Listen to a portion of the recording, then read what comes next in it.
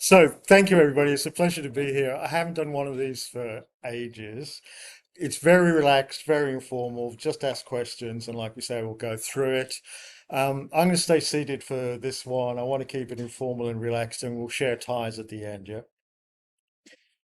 So let's get into it. I am recording this, and I'll share it afterwards. And I'm going to do a special section on Ashley's speech so we can get 1 million followers on. Excellent. So we'll quickly talk about technology and us. We'll look at data within AI. We're going to try and get into some embedded business practices. If we get time, we'll definitely cover off benchmark testing. We may get into some business opportunities depending on how fast we go. Do a Q&A, and then if we've got time and we want to do it, we can talk about some of the emerging opportunities for the ACS that goes with data and artificial intelligence and those sorts of things. Now, I'm the least technical person in the room, and Helen will vouch for that. There's about 7, 8, maybe 10 types of artificial intelligence. ChatGPT and generative AI and all that hype is just one. For the purposes of this session, all of the AIs are lumped together and just the generic AI term is used unless we differentiate otherwise. That's because I don't want to get bogged down in the difference between generative AI and ChatGPT and Copilot and all of those things. Now, we're talking about data. But if we look at the whole picture, for AI, we have to worry about our data centers, and especially the power consumption, sovereign risk, and all of those lovely, wholesome items. Are we all familiar with the term compute? This is my biggest techie term in the room. We're all okay if I throw a compute around. For AI to work, we have to get our data provided. We have to get our data organized and then stuff it into the AI to get whatever it is we want coming out, whether it's facial recognition walking through the airport gates or legal cases coming out of generative AI. We're obviously going to talk mainly about the data today. There's all the shared and support services that go with it. There's all the audit and assurance functions, the regulatory and compliance that goes with it. Hot topics at the moment include IP protections. I'm an actor in Hollywood. In 5 years' time, I'm going to type in actor walking along California beach, 35 degrees north, sun setting, 20th of October, 1960. AI will sort of create the scenery and everything, put the footprints in the sand, have the waves lapping through, and then the actors will be arguing, are you using Keith's image now or Keith's future image? What's his royalties? What's his trailing commissions? You get the picture. Mm. And of course, the markets that we're going to operate in. So I'll give you a quick example. It may be in Australia's best interests to have free data sharing with the US, but it may not be India's vested interest to do that. It may not be in Malaysia's vested interest to do that. China certainly has got its own views on that topic. And so all these sort of things come into the mix. And we won't get into all of these, but we'll try and cover some aspects. Now, I want to do a quick hands up around the room. Who is excited by technology?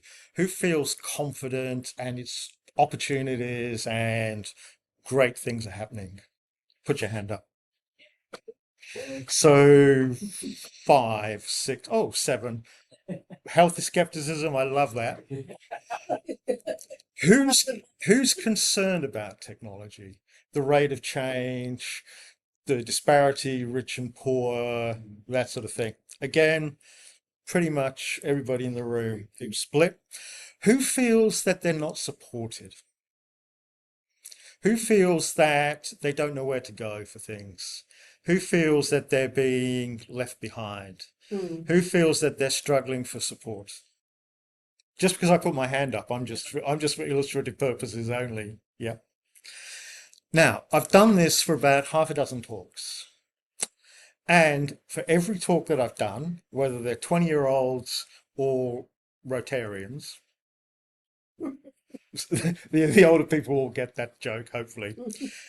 Some there is confidence, there is concerns, and there's this feel about lack of support and rate of change. And these are across most of the levels and that sort of thing. So if you feel any of these, it's not you, you're not left alone, you're not isolated. Let me quickly move on. What's the coolest job in tech at the moment? Any takers?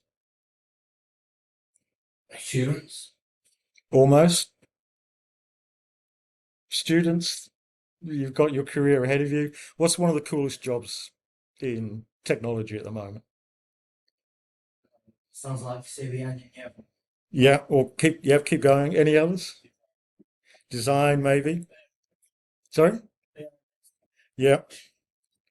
One of the hottest jobs at the moment is data analysts. Hmm. Okay. There's some issues around them, but let's not worry about that. It's one of the hottest jobs. Now, data analysts rely upon having the data organized, having the data supplied, having the data managed. So if you're a data analyst, you've got to be aware of all of those issues. Now, if you cannot sell yourself in, you're not going to get a job as a data analyst. If you've done your brilliant analysis and you can't sell yourself to the business, no one's going to listen to you. So there's huge jobs around sales. If you think the data analyst is one of the coolest jobs now, one of the coolest jobs coming along is the lawyer. That's going to sue them for when they get things wrong and to protect them from being sued by another lawyer. So if you're struggling with a career and you hate coding, have a think about being a lawyer. Yep. We've got a few of them. Right. One of the big ones, as Glenn mentioned, is this audit, regulatory, compliance, risk function. Whether it's protecting IP rights, whether it's anti-money laundering, you name it.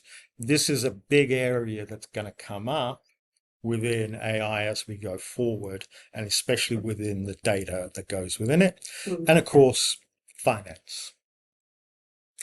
Now, if you really want to be a data analyst, you need all of those skills. And if you're not being taught it and you're paying your 20 grand a year university fees, well, go ask for it because you're going to need it. Now, we research, we design, we develop, we test, we operate, we consume or we use, we manage it, and we assure. There's about 8 different roles around data and AI. So just because you're not a Python coder doesn't mean you don't have a career in AI and data. And if you're over 65, there's so many opportunities for you, especially as lawyers and finance. Now, who here thinks technology is not going to impact their lives? Because we know. Exactly. If we had the time, I would get $100 note out and get you to name one job in Australia that's not impacted by technology. I can go to India and I can get away with that one now, doing exactly the same and keep my $100 note. Whether you're dealing with government agencies, whether you're small business, medium business, large business, or personally, you are going to get hit by the impacts of AI. There's no escaping it. It's going to take time. It's going to work out in different ways, all those sorts of things. So just have a think about that one. We'll share the slides and stuff afterwards. Now, The analogy that I have is when the gold rush was on, people panned for gold. The people that made the money were the ones that sold them the shovels. And the people that made the most money are the ones that integrated the market vertically. So whether you're in China, whether you're in Malaysia, or whether you're in India, these are some of the areas that are coming up. And two to pick out is what we're going to talk about today for data provision and those sorts of things, and benchmark testing. And so if you're a budding entrepreneur, you can get into AI and try and compete with Google, but why would you bother? Why don't you sell the shovels? Yeah. Or even better, why don't you integrate the market vertically and become the next billionaire? I'll let you have a think about that one. Okay, let's move into. Does anybody want to ask any questions so far or keep going? Yep, there's a lot to take in, but you can watch the video later. So, whether you're operating globally at a country or a business, we need to get the data for use in artificial intelligence. The simple one, you walking through the passport machine and the facial recognition. You've got to get all the data done beforehand. You actually have to have a government approved passport. You have to have shown that it's you before you get the passport. They scan the passport, they digitize the data, they run everything and match it. So we have to make sure that we're secure across the data logistics chain. We know the data breaches, the network breaches. Every week there's another company that's lost millions of records. AT&T only 2 weekends ago lost like records for half the population of the US. Scary times. We need the certainty of the service and the integration of the data. Now, we have derived and blended products, which we'll talk about shortly. The data's got to be assured before it goes into AI. Now, we've all heard the stories of the court cases in the US coming out of ChatGPT, totally rubbish, and the judge chucking them out. We've heard the stories of, what was it, Sony taking proprietary production code, putting it into a public ChatGPT solution, taking the code and putting it into production without any testing. We've all heard the stories. You go into ChatGPT and say how many R's in strawberry, and it comes back with 2. And the classic one, was it last week or the week before? Is it good for me to work out 8 days a week at the gym? And it wasn't ChatGPT. It was one of the other ones came back and said, yes, but you should take a break as well. So if It's done. correct, and there's an expletive that you would put around that, Yeah, but we're being polite. Now, the other part is, even when you've got your data organized, it's good quality, it's going in, are your algorithms learning the right thing? And they're learning in the right way, which we'll talk about quickly shortly. And you've got to integrate the different types of AI. That's going to be the biggest challenge. If you think integrating systems is hard enough now, imagine the integration of different types of AI for products and services coming down the pipeline. I'm going to pick on the adult entertainment industry just as a classic. You're going to have robotics. You're going to have data-driven analytics.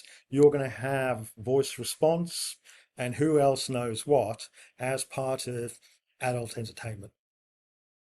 And it's going to be one of the biggest money earners within that industry sector. I'm not going to stop there before I sort of dig myself into a hole that I can't get out of.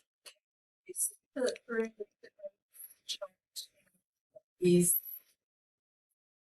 critically analyzing the information we get to the point that we can determine what's real and what's not. Absolutely. These cases where students have been taught to research, they go into like ChatGPT or Copilot, they get the the information back, but they've not learned that critical analysis. And we see it all the time with teams looking at adopting AI. Yeah.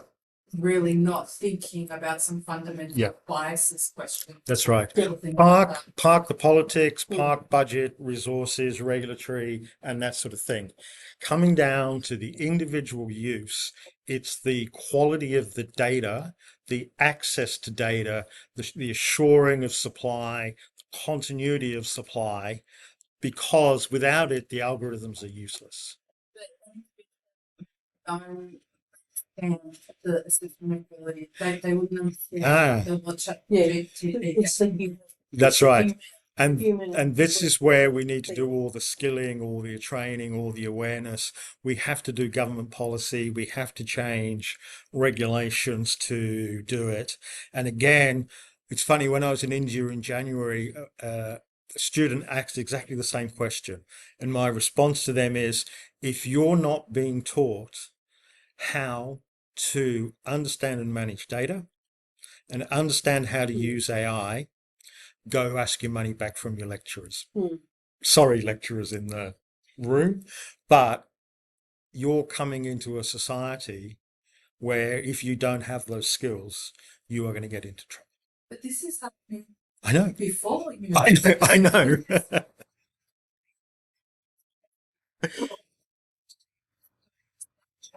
Yeah. By saying, the Australian Navy birds or something like questions that you could really basic. And the information that was coming back on that, you could pick out what was incorrect, but a 15-year-old wouldn't know that they're being taught, 15-year-olds, 12-year-olds, 10-year-olds, they're being taught to use like conversational AI or all these technologies without being taught, because they're too young. That's right. To be taught to question it. So by the time they're at university where we're taught to really question, it's the trust has been embedded that it's It'll always be this is all part of the societal challenge that we're going to go through. I'll come back to you, actually, because 500 years worth of cultural change is happening in one person's lifetime. Yep. Sorry, Ashley. Yeah, go on, Ashley. You've got those that wish to store information.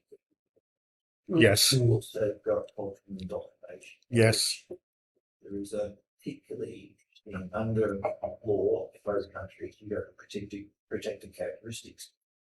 So there are occasions when researchers won't filter on those because they don't want to be accused. There is a drug which is racist and sexist.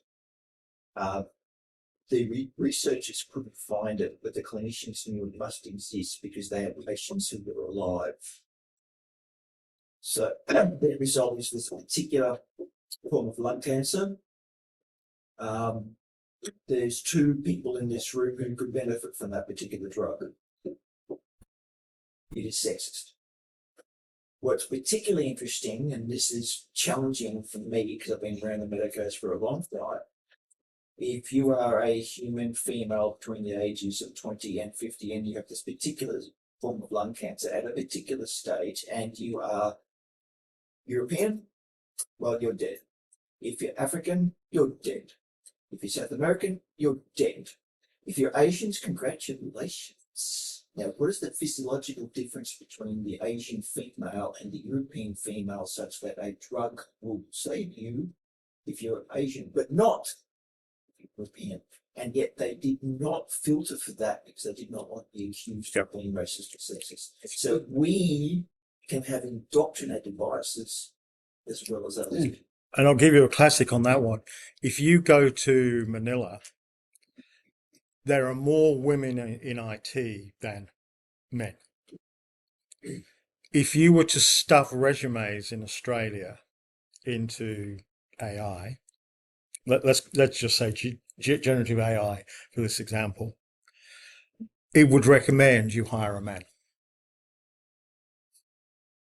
This just goes to show 2 parts. One is the extent of the challenges that we're going to face.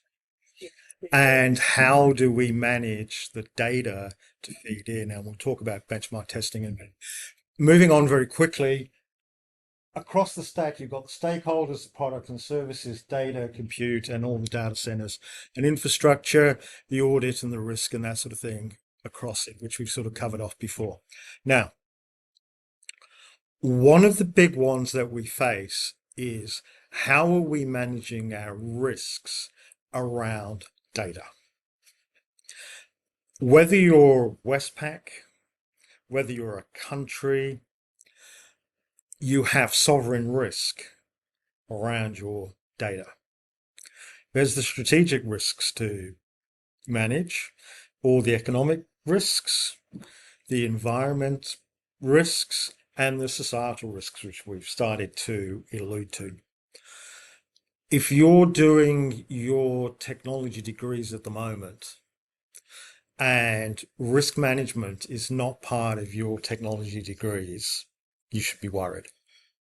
Likewise, if you're doing your business degree and risk is not part of your business degree and you're not being taught technology, you need to look around and assess your options. There's a mass we can do there, but we'll keep going because we're running short of time. Now, we can share these at the end. So you've got your different data types: spatial data, structured data, unstructured data, metadata, permissions, that sort of thing.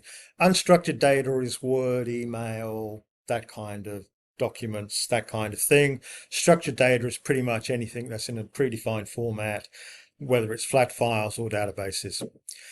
You've got your migration of data. Who's ever done a data migration project in this room? I don't need to say any more. You classmates, go and get the notes from from these. Yeah, It's fun. we've got the sharing, whether it's channel partners, third parties, agencies, that sort of thing. So I'll give you an example. I won't name the country and the government, but they outsourced their visa processing to a third party company.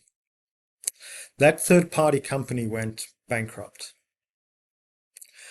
There was no provisions in the agreements for the provision of service around what would happen to the data, and especially if the agreement was breached and it got busted up. They got hacked, and I won't tell you how many millions of visas were gone, but it was more than 5 million. So 5 million plus people have lost all of their privacy information, all of their passport details, all of their visa processing details, payments, healthcare, insurance, and everything, because there was no data sharing agreement put in place. And the data sharing agreement didn't do anything to manage data. So remember we talked at the beginning about one of the hottest jobs being lawyers? Hopefully I'm inspiring you to go off and make millions. Yep. Well, not literally, but okay. And all the operational stuff. Now, I want to talk about blended products and derived products. Blended products are where you combine catch and effort data on a fish stock with tide data, with sea surface temperature data, run a model of it and decide where to go fishing. Yep. That's blended data sets, and they're going to be used more and more and more. And who owns them, who's responsible for them, all of those questions come up. As we do more and more AI, we're going to do more and more and more derived products. We stuff it into AI, we get something out, we stuff it into another machine learning thing, and we get another product coming out, which we use, which may get stuffed into another machine to machine learning. As yet, we have not got the regulatory, the capacities and capabilities to manage our current blend products, let alone our future ones. and yet alone are derived. So if you want a job, start your own business looking at blended and derived products. Now, there's two parts to this. With all of the AI, there's the scale of impact. Before, one person could process a mortgage in an hour, 100 people could process 100 mortgages. It went wrong, it was contained. If we've now automated mortgage processing for a global bank, which is coming down the pipeline, and it goes wrong, not only do we have trouble stopping it, the scale of impact can be much, much bigger. And then we have to remediate it.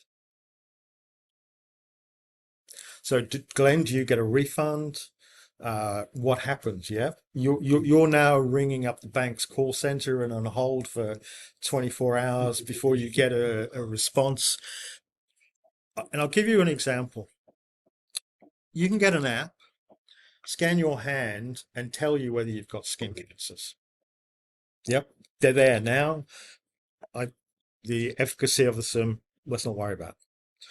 20 people do it, and 20 people don't see their doctor, one dies. As bad as it is, it's contained. You have 20 million people scanning their hand, 10 million aren't sure and rush to see their GPs. Their GPs cannot cope. Let's not worry about, in this scenario, the number of people that actually get cancer and are getting, getting ill, but also who do they seek compensation from for a misdiagnosis? Is it the app manufacturer? Is it the algorithm manufacturer? Is it the supplier of the data in which the algorithm worked? Now, what happens if they used 7 different data sources providers? 3 of them were in third world countries with less legislative support frameworks than what we have. Don't answer me. Just have a think about it. And again, sorry, more job opportunities. Helen. Me? Yeah, it's about due diligence, isn't it? It's about, and it's almost like buyer beware. It is. It is, but where do you put? We're building this trust, but like the computer said, yes. Yes, that's right. It's exactly. And the computer said yes. So. It's exactly like that. Now, one of the ones is if you're going to get your data organized for AI, you need a whole bunch of prerequisites to be in place. And this ties back to your point. Accreditations, certifications, professionalism, trade schools, universities, those sorts of things. Government policy's got to be there. Skilling and training in organizations has to be there. Boards in companies have to take ownership and accountability, a la Optus data breaches. So there's a whole bunch of business opportunities just within that area alone. So what you're getting the picture is, yes, we have to worry about the supply of our data. We have to worry about its continuity, and we haven't even gotten to AI yet. Oh, and by the way, there's all these other things around it that I can go make money from in simplistic terms, or I can teach. Yeah, I think actually though we're chasing like there's not a product that doesn't use it as a marketing strategy to say AI something. So all those prerequisites are fantastic, but we're actually chasing until we get 100 breaches like we've had as part Yeah. of all government to respond. Ashley. The good thing that I'm saying is that the data that I'm aware of is that the current teenage crop is far more dubious than the previous generations. There are some very good highlight spots like that, and there are some bad spots. But I mean, you need to appreciate you're looking at your own children. I have no access to your children. I'm talking about the data that I'm seeing and the questions and the analysis, and it's forming patterns. It's in the environment question. I don't, it's not just my two kids, it is representative of those ages because the behaviour is similar. They do use things like Snapchat and they do use that conversational AI and how they interact with programs. But there isn't the support in the education system right now, and there isn't the capability from educators to facilitate that learning. So It's a bit like alcohol and cigarettes. So for me, it's like it's the next new thing, and all the dangers are still there. We haven't quite articulated it. yes. So it's Working our way through. and so ages ago, alcohol and cigarettes, like, let's have fun. And now it's a problem. Yeah. So it's like, and the technology is always running so fast ahead. It's like the Emperor's New Clothes. Here we go again. And then we're always catching up. But this one's actually got a whole lot worse. Yes, actually, go ahead. The next one is actually,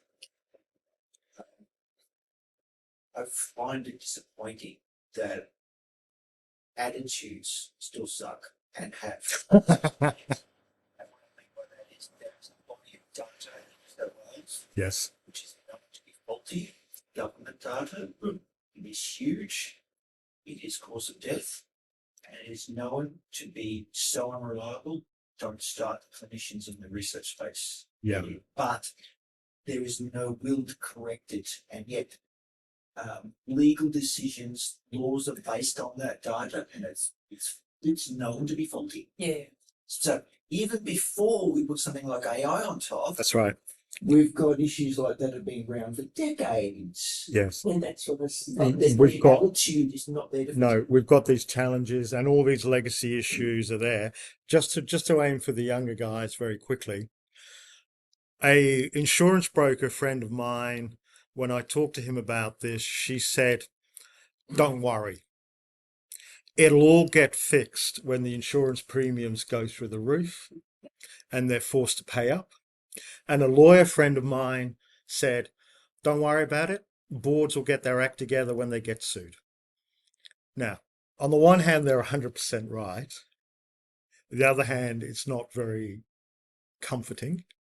But I say to the younger ones, don't feel overwhelmed. Don't feel doom, gloom, and despondency.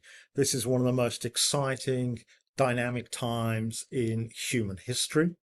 It's a great time to be going through all of this. And what we're talking about they were probably talking about this in the Roman Empire. Yep. What we do changes very slowly. How we do it is changing faster and faster and faster. So let's just press on. So we have, as we mentioned before, we got to look at metadata, structured data, unstructured data, images and videos, spatial data, and we quickly touched on blended and derived products. There's a whole series of business opportunities to be had in these areas. Now, I want to talk about open loop and closed loop. There's obviously a spectrum. Let's talk closed loop. I'm on Facebook. I talk about my cat. I'm an advertising company that wants to hit up people talking about their cats. Here's my budget. The loop is relatively closed. The quality is relatively good. The outcomes are relatively no. And we do that.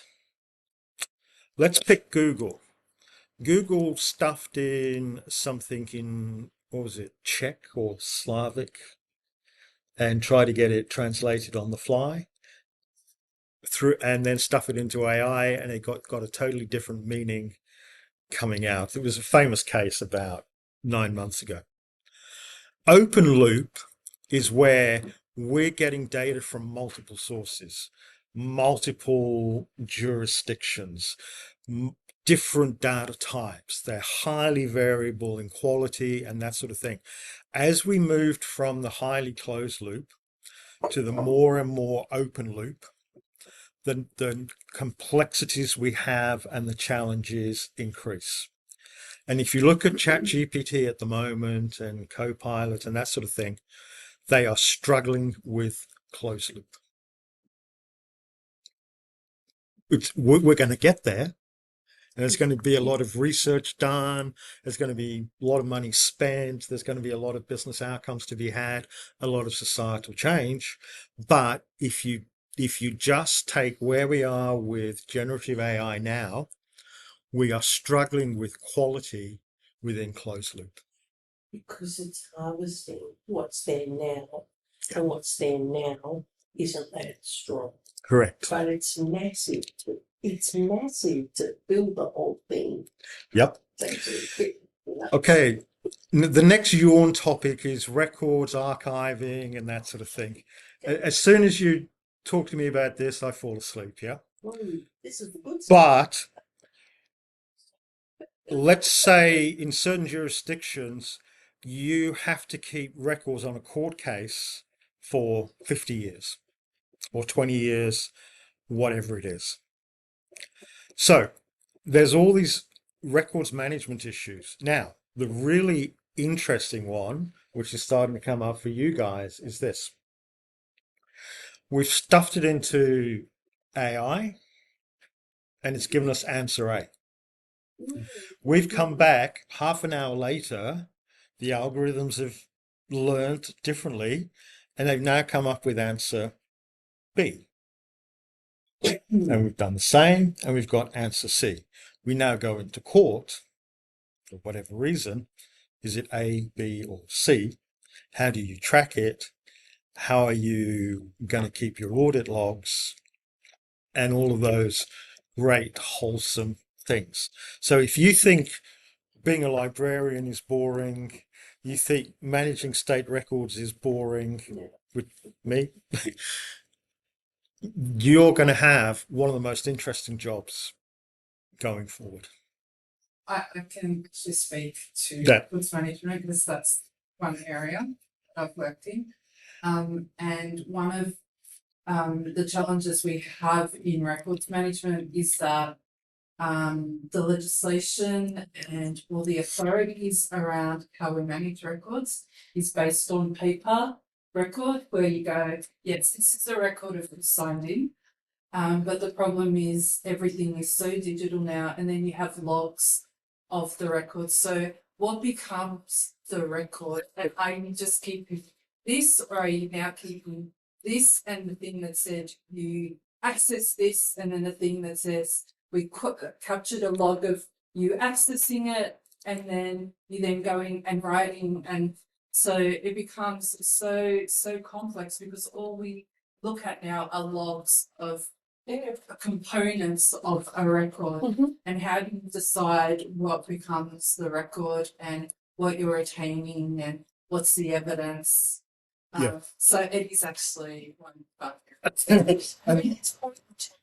Yeah. So at this point, it was at this point. Yes. And that is And so the more the evidence. That's right. Yeah. And so this is why it took the European Union 5 years to get an agreement on its data governance. And that was just for government agencies sharing in the EU. We have federal legislation around data governance. It took about 5 or 6 years to come through and is still being implemented. Ian was involved with Victor at the state level in New South Wales. It took about 5 years to go through, and that's just government agencies interacting. Forget interacting with businesses. Yeah. Yeah.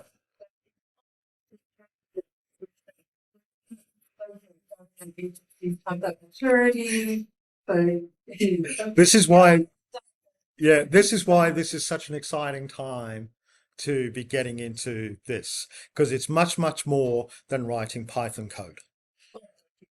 Yeah. So hopefully, Glenn, you're seeing a second and a third career shaping up for you. So within data governance, which we're sort of talking about now, you've got the handling of the data. You've got the roles and responsibilities. You've got the provisions of data. You've got the oversights. You've got the safeguards. You've got the products and services and how you're going to manage it all.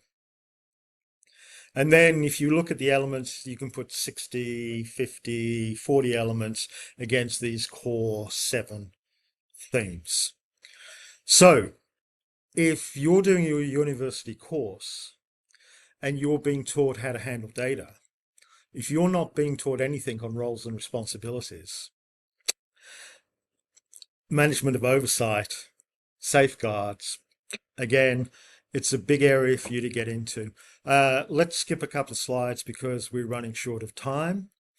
Now, what I want to talk about this one is a 3-line service model. Does anybody know what a 3-line service model is? It's okay to say no, right? If you've done audit, you've worked in banking, that sort of thing, a 3-line model is there's 3 lines of defense. First line owns the risk, owns the issues, addresses it. Second line is the advisory, shared services, tools, processes for you to use. And the third line is audit. And it's a standard 3-line model that they use in managing financial crime and things like that. To assure AI in an organization, some form of a 3-line service model is going to be there. Even in the one-man band, they are doing some version of a 3-line model.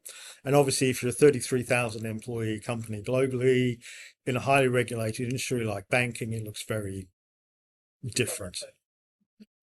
But 3-line service models are going to get traction within AI and within data governance. So again, a bit of homework for you. 3-line service models. Could come back with an essay tomorrow morning, 150 words long. Stuff it, feed it into ChatGPT. I've been none the wiser. We've sort of covered off some business opportunities. Let's do a bit of benchmark testing and then let's pause because we've been going for quite a while and there's a lot coming in. Right. How do we know that AI is giving us the right answer? We've all seen the comedy shows, the computer says no, and that one. Right. You've got the management and the integration of the AI types. So we have to measure its benchmark performance and how it's working, how it's learning. We've got the management of the algorithms. Are they learning the right thing? In our example of a network engineer in Manila, it should be recommending women when it's actually recommending men. Okay. We've talked about data provision and data management, which we're talking about here. And of course, we've got to manage the outcomes.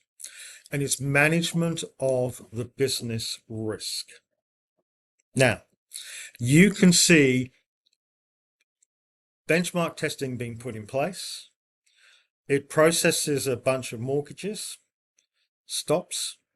You run the benchmark testing to make sure that it's going in the right way. Glenn, your mortgage application's been rejected. Sorry, Glenn. You sue the bank and you say, wheel out your benchmark testing to show that your automated mortgage approvals process was working properly. And we're back to the lawyers, the accountants, and those sorts of things. And you as a consumer, you're going to be impacted by things like this. So let's just move a little bit more onto benchmark testing. So there's regulatory, sustaining business and the customers. as we've sort of alluded to, and the business opportunities around having government policy around benchmark testing. And you sue an agency, is that agency suable under legislation that's going to get passed around benchmark testing? I don't know. It's going to come down the pipeline. Getting benchmark testing into education, getting the research done, all of those types of things, having it in industry, whether you're manufacturing cars on an assembly line using robotics and AI, whether you're processing mortgages, whether you're trying to get hired into a company and they're using AI and rejecting you, you can see how this is going to play a role. Now, yes, it has to be researched. There's a whole plethora of stuff behind it. Another area for you to get into. And of course, the lawyers are going to have a field day over And the judges. benchmark testing. Okay. A little bit more about benchmark testing in detail. Let's skip through some of the business opportunities. They're there for you to look at. Now, we're going to look at different areas, but I want to talk 30 seconds about media. Hollywood went on strike around AI. There was conditions and pay and that sort of thing.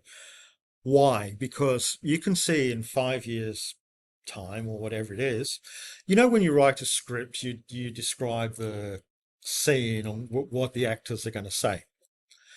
That will all just get put into AI. It'll automatically do the calculations. It knows the sand grains and the colors of a California beach at 5 o'clock off Baja on a sunny Sunday afternoon. That scene is going to be created by AI. Not all of them, but big chunks of it can be done. And then what are the actors going to do? What are the actors going to say? And what we talked about at the beginning. We all know about the deep fakes and having presidents say things that they didn't say. That is permeating down now to individuals getting trapped and blackmailed for being in compromising positions with people they were never with. And so this whole industry of deep fakes and that sort of thing is going to be there, and it's going faster. And the last one is, if you look at the major media and film production houses now, they're owned by tech companies. For obvious reasons. And that is going to be an issue going forward as to how that gets managed and how that gets regulated.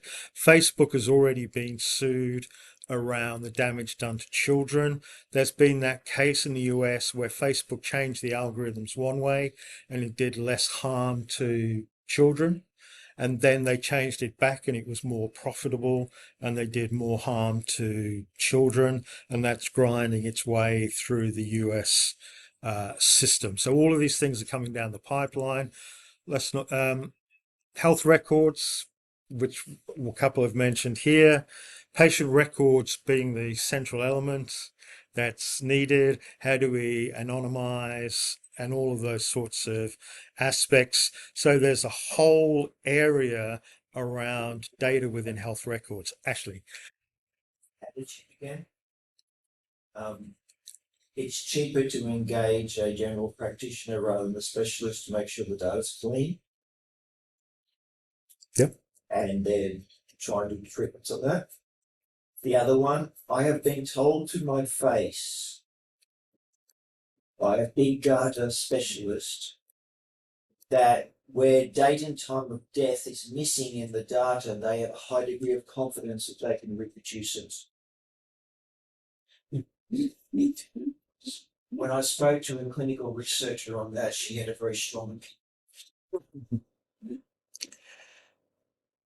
Again, this is why data provides us with so many opportunities, and this is why data is the linchpin underpinning AI.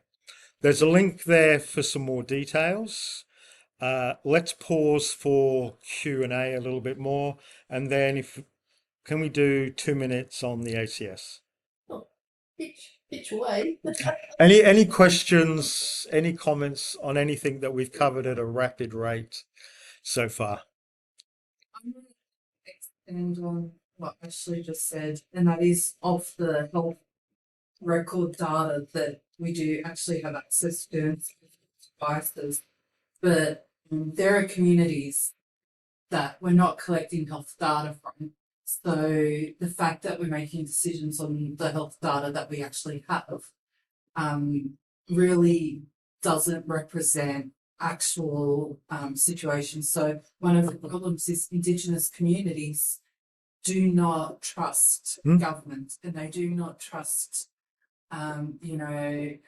medical practices, so they don't go to them. So there's a whole community that we're not getting data from to really then inform kind of the analysis. And you see it's similarly like doing sentiment analysis on customer service, how you communicate like that response. If you don't consider the correlating it with like the socioeconomic area, then you might get some impression that communities complain a lot, but don't actually realise that the communities that are complaining are also the communities that are migrants, so they don't have all the proof of identity you need to get your credit card or your whatever. So that there's I love data. I'm in data governance now. I love it. But this assumption that data is the answer for everything really undermines what that ecosystem of society. So there's data, there's systems, but there's people as well. People, processes, governance, operations, risk, and everything. And yes, data is the lifeblood that keeps the economy ticking. Absolutely. And there's a whole series of opportunities just within data. But as you say, it's everything else around it that feeds into it in relationship to it that the opportunities exist.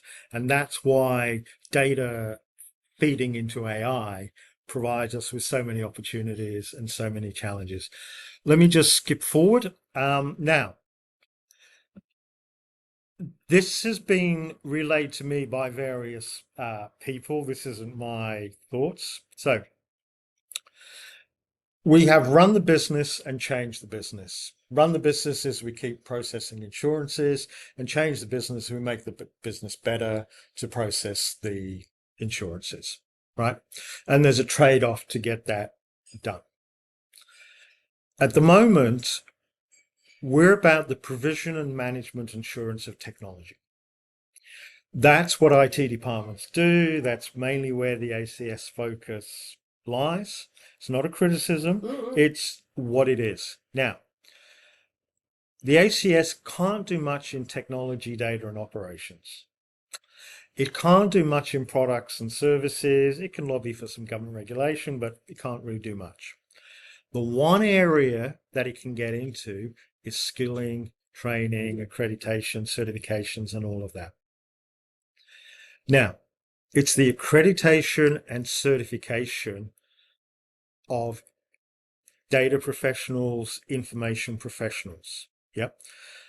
Whether we are an organization just for network ops guys, DevOps guys, that sort of thing, that's a conversation to be had.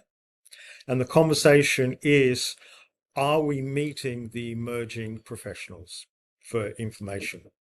I'm not advocating either case. We're just presenting both sides. So we're moving from the provision and assurance of technology to the provision and assurance of information. I'll give you a classic example. IT ops at the moment, server number 5 goes down. They're worried about server number 5. They swap out a hard drive. Then server number 5 comes back up. Let's take your managing financial crime at Westpac. You need data set number 1 recovered first. You then need, it has a dependency on data set 2 from vendor A. Vendor A cannot do that until vendor B has done it. IT ops is going to move from worrying about service to how do you recover and supply data based on business priorities out of the cloud, across vendors, you name it. And we're going to move from the provision and management assurance of information to automated knowledge worker operations management. That's the societal challenge at a high level, with all of its nuances, complexities, and everything else. And the conversation, it's probably already happening, and Helen can talk to it later, is where do we want to play as an organization, and where on that bit are we moving to? Because if we're going to look after information and manage automated knowledge worker operations, then the skilling, the training, accreditation, certification, events, and things that we do are going to be very different to the ones that we do to support a DevOps engineer. I'm not making any calls. I just want to sow that seed for you. And if you look at it, there's the industry sectors to manage, there's the services and operations to manage, there's the vendors to manage, and there's the actual technologies involved. Don't worry about reading the slide. And I'm going to pause there. We've gone for 58 minutes. I'm going to pause there. We've gone through a lot of ground very, very quickly. But what I'm hoping is, especially for those who are starting their careers, data is not boring. There's a lot of opportunities to be had. And even though I say data's boring, and as a business guy, you lose me as soon as you start to talk about data management, the reality is very different. And as you mentioned, archiving and records, interesting opportunities. I'm going to stop the recording now. So anything you say is not being recorded.